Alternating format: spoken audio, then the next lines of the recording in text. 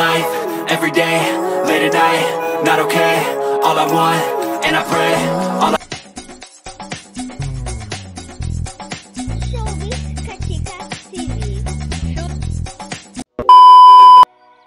Hello mga kachika!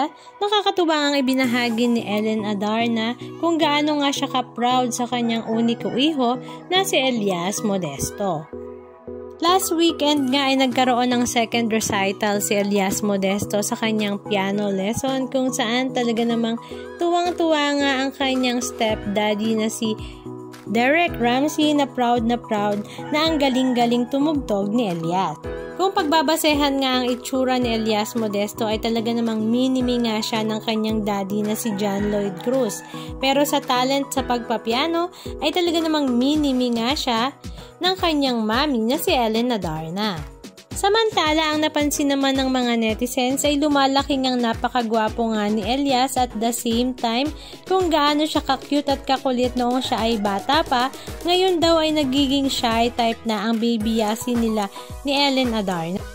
Halika at panoorin natin ang ilan sa mga video clips ganap na kanilang ibinahagi patungkol sa recital ni Baby Elias. Spanish guitar, pop bossa visa, and shoulder. Let's go, Bobby.